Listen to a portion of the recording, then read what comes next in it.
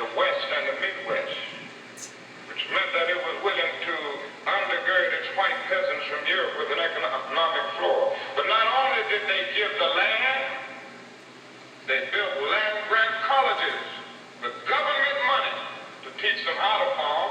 Not only that, they provided county agents to further their expertise in farming. Not only that, they provided low interest rates in order that they could mechanize their farm.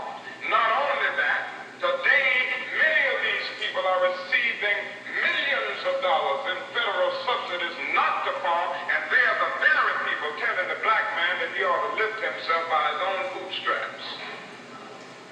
This is what we are faced with, and this is the reality. Now, when we come to Washington, in this campaign, we are coming to get our check. This is not the Martin Luther King that they pull out on MLK Day or for Black History Month. Pissed off, man. So,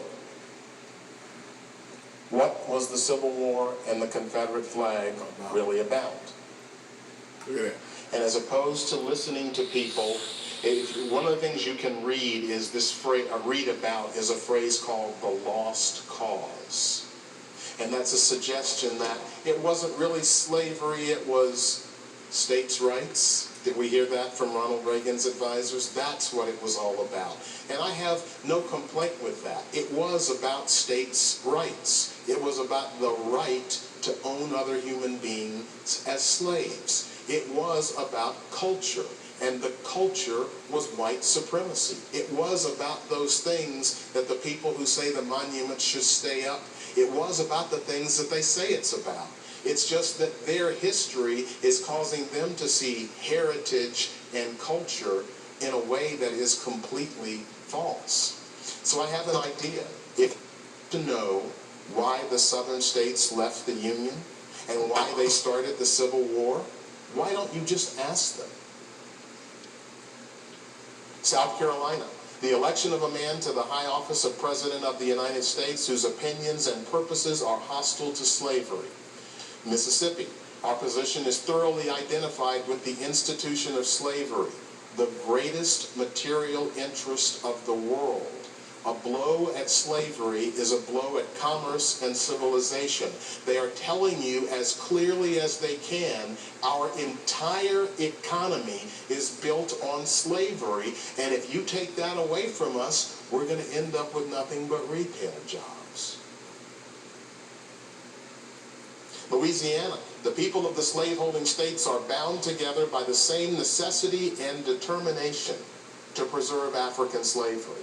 Alabama declared that the election of Lincoln cannot be regarded otherwise than a solemn declaration on the part of a great majority of the northern people of hostility to the South, her property, and her institutions. Her property were the human beings that they owned, and the institution was the institution of white supremacy and slavery. They are telling you as plainly as they can, and my question is, why are we so unwilling to listen? Why are we so unwilling to believe exactly what they're telling us? This is my favorite. All white men are, and of right ought to be, entitled to equal civil and political rights. That the servitude of the African race, as it existing in the states, is mutually beneficial to both bond and free, and is abundantly authorized and justified by the experience of mankind and the revealed will of the Almighty Creator. Do you think that they stopped believing this because the war was over? They are telling you as clearly as they can. At the South, and with our people, of course, slavery is the element of all value. And the destruction of that destroys all that is property. This is why we are willing to send our fathers and brothers and sons to make war on the North to try and separate our country. Because if we don't, you're taking away our very lifeblood. We need these slaves, and we are comfortable with it, and we thought you were too. And finally, let me just go back a second.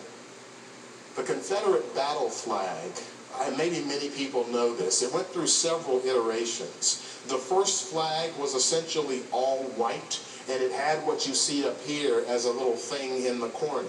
And then it went through several different iterations, but they all were the same thing. And if you want to go to the person who would have the best read on what the flag meant, how about the person who created the flag? And what he had to say was, as a people, we are fighting to maintain the heaven-ordained supremacy of the white man over the inferior or colored race. If we ain't fighting to keep slavery, then what the hell are we fighting for? There is no question about what the Civil War was about. And there is no question about the monuments to that war, because every person that is lionized in those monuments may have been brave, they may have been strong, they may have done incredible acts of courage on the battlefield, they killed other people, and maybe they gave their own lives, and they did it so that they could own other human beings like chattel. Why isn't there a statue of Heinrich Himmler in Germany? Why isn't there a statue of a Nazi soldier in Germany just saying, hey, he was just fighting for his country? They have figured out something that we haven't. And one of the reasons is they have dealt honestly with their past. So, these monuments. This publication is put out by the Southern Poverty Law Center. I would encourage you to get it. You can get it online. It has amazing information about the monuments that have been erected in America and where they are and when they were put up. So where are these monuments? Well, I think a map is probably the best way to show it. That's half the country, and that's the other half. All throughout the South. Those are the top 10 states with the most monuments.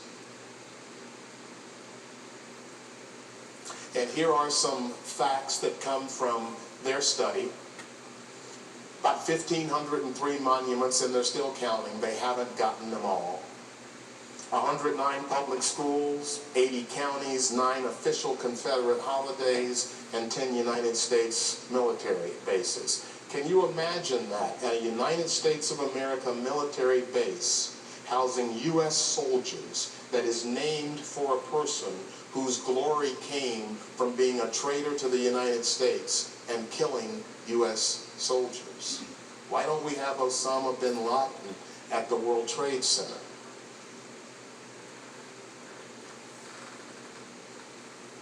That's the distribution in terms of Confederate states, border states, Union states, and then not a state during the Civil War. You can see where these monuments were built. And so if we're asking the question, why were these monuments built? One of the things that we want as we're thinking about the answer is, well, where were they built? Were they built in the North? Were they built in the West? Why were they only built in the South? And then we have this question. When were these monuments built?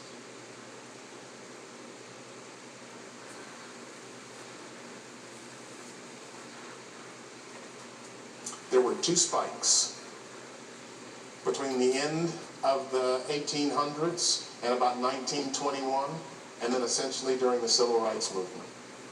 These monuments weren't built right after the Civil War. These monuments weren't built by people who were directly related to and lived with the people that died in the war. These monuments were built by folks who never knew the men that they were lionizing.